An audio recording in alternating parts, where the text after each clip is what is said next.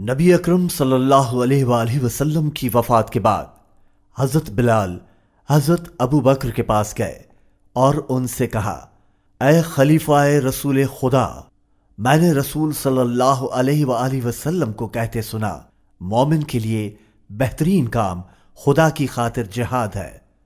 ابو بکر نے فرمایا، تم کیا چاہتے ہو بلال؟ میں مرنے تک خدا کی خاطر جہاد کرنا چاہتا ہوں۔ ابو بکر نے فرمایا، اور اذان کون دے گا؟ حضرت بلال دیدہ نم لیے بولے، میں خدا کے رسول کے بعد اذان نہیں دے پاتا۔ ابو بکر نے فرمایا، رکو اور نماز کے لیے اذان دو بلال۔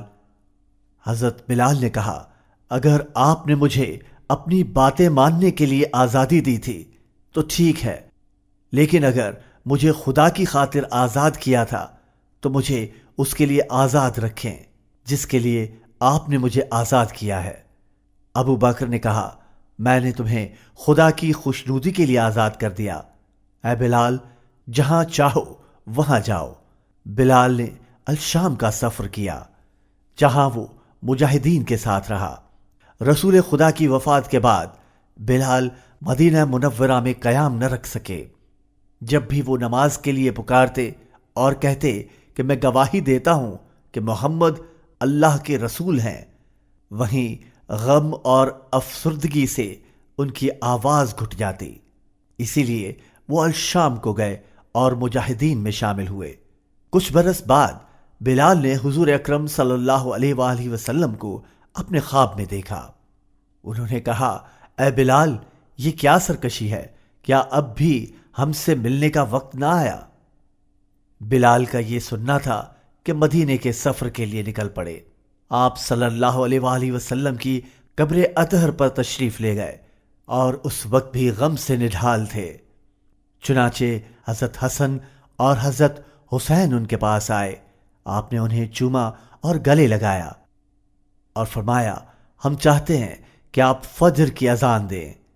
چنانچہ بلال مسجد کی چھت پر گئے اور جب انہوں نے کہا، اللہ اکبر اللہ اکبر، مدینہ لرز اٹھا، اور جب کہا، اشہد ان لا الہ الا اللہ، مدینہ اور بھی لرز اٹھا، اور جب انہوں نے کہا، اشہد ان محمد رسول اللہ، تو خواتین اپنے کمرے سے باہر آئیں۔ اس دن سے پہلے کبھی اس طرح خواتین اور مردوں کو روتے نہ دیکھا۔ چنانچہ مسلمانوں نے ابو بکر سے استدعا کی کہ بلال کو اذان کے لیے مامور کریں۔ نماز کے وقت مومنین کے خلیفہ نے بلال کو اذان کے لیے کہا اور حضرت بلال نے اذان دی، اور پھر اتنی تعداد میں صحابہ کرام جمع ہوئے کہ جتنے رسول اکرم صلی اللہ علیہ وآلہ وسلم کے زمانے میں حاضر رہتے تھے۔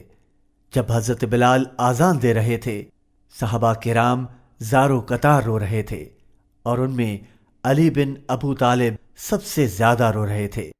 حضرت بلال کی وفات پر ان کی اہلیہ زارو قطار گریا کر رہی تھی۔ تب انہوں نے کہا، مت رو، کل ہم اپنے پیاروں محمد صلی اللہ علیہ وآلہ وسلم اور ان کے ساتھیوں سے ملیں گے۔ علی الکفار رحماء بینہم تراہم رکعا سجدا یبتغون فضلا من اللہ ورضوانا سیماہم فی وجوہہم من اثر السجود ذلك مثلهم في التوراة ومثلهم في الإنجيل كزرع أخرج شطأه فآزره فاستغلظ فاستوى على سوقه يعجب الزراع ليغيظ بهم الكفار وعد الله الذين آمنوا وعملوا الصالحات منهم مغفرة وأجرا عظيما۔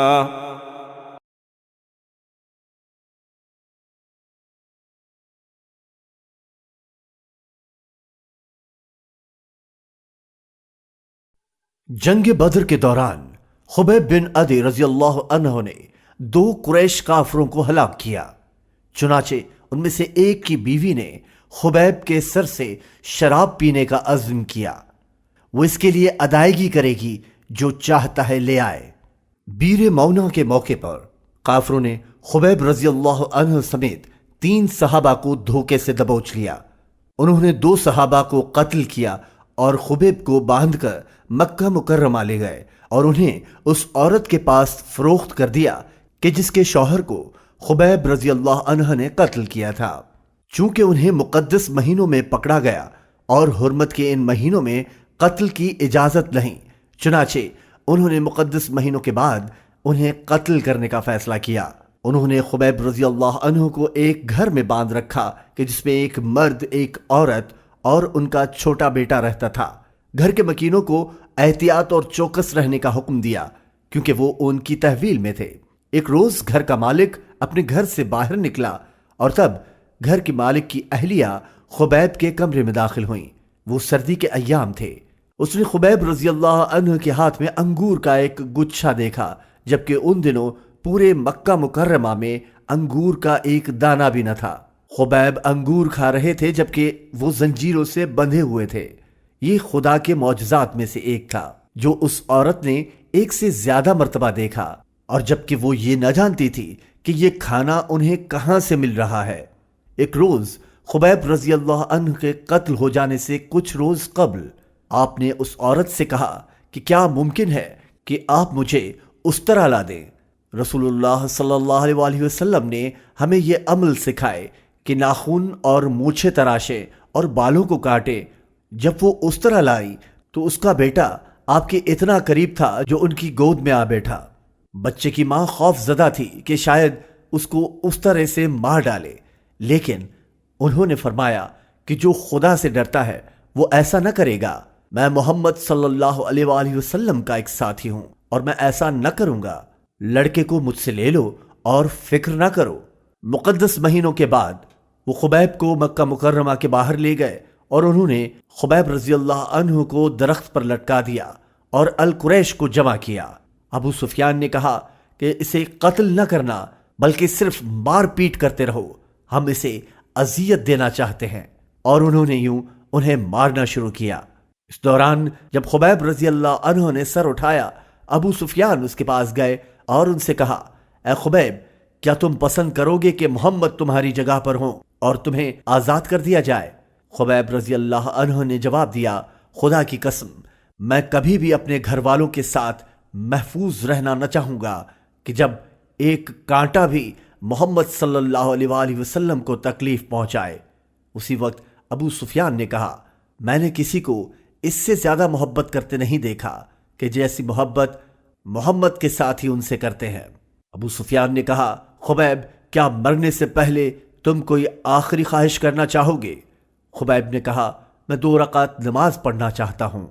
انہیں زنجیر سے آزاد کیا گیا اور انہوں نے مختصر وقت میں 2 رکعت نماز پڑھی اور پھر اٹھ کھڑے ہوئے اور ابو سفیان کی جانب دیکھا اور کہا، تمہیں لگتا تھا کہ میں موت کے ڈر سے اپنی نماز کو طویل کر دوں گا؟ خبیب رضی اللہ عنہ کو واپس لایا گیا اور انہیں پھر باندھ دیا گیا۔ میں سلامتی ایمان کے ساتھ خدا کی راہ میں مارا جاؤں تو مجھے کیوں کر پرواہ ہوگی، یہ میری خوش قسمتی ہوگی۔ اور پھر بآواز بلند خدا سے التجا کرتے رہے، اے خدا، ایک ایک کر کے ان کی گنتی کر کے ان سب کو ہلاک کر دینا۔ اے خدا، میں نے تیرا پیغام پہنچایا، آپ صلی اللہ علیہ وآلہ وسلم پر درود و سلام ہو۔ اسی طرح صحابی رسول پیغام حق پر کھرے ٹھہرے، انہیں معلوم تھا کہ یہی حق ہے، پھر اس کے لیے چاہے مارے جائیں۔ عمر بن الخطاب رضی اللہ عنہ کے دور میں خبیب کے قتل کو تقریباً 20 سال گزر جانے کے بعد سعید بن عامر کوفہ کے گورنر تھے، اور کوفہ کے لوگوں نے اپنے گورنر کے بارے میں عمر بن الخطاب کو شکایت کی۔